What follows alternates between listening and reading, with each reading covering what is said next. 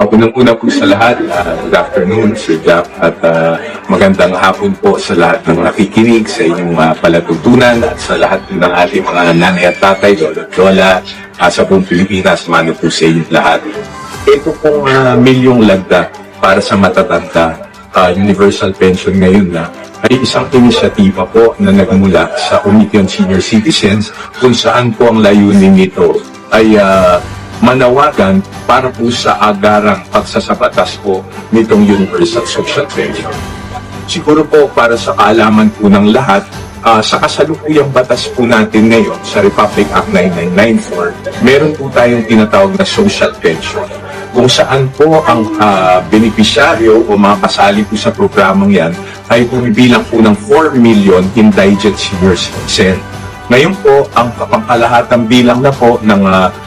mga seniors sa ating buong bansa ay nasa 12 million na po. Ang ibig sabihin nito, Sir Jack, ay 4 na milyon lang po ang kasalukuyang nakakatanggap at yung 8 million po ay naghihintay o hindi po nakakatanggap. At kasama na po dito ang ating mga SSS at GSIS pensioners. Kaya po, ang layunin ng batas na ito under the Universal Social Pension Act, ito po ay isang amendment sa Republic Act 9994 kung saan po ang layunin po nito na pag ito po ay naging ganap na batas ay lahat na po universal, meaning pangkalahatan po, lahat na po ng senior citizens, basta umidad ka po ng 60 pataas, ikaw man ay may kaya sa buhay o wala, may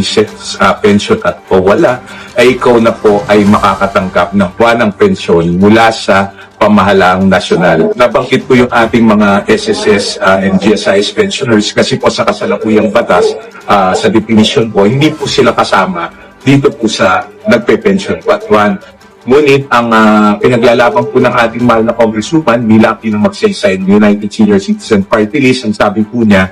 ito kanilang SSS at GSIS pension ay kanila naman po pinaghirapan. Yan po ay inulugan at kinaltas po sa mga buwan ng sahod nila nung sila po ay nagtatrabaho pa. Kaya po pag ito ay tinais sa batas na po, magandang balita, mapapasama na po lahat ng ating mga SSS at GSIS pension.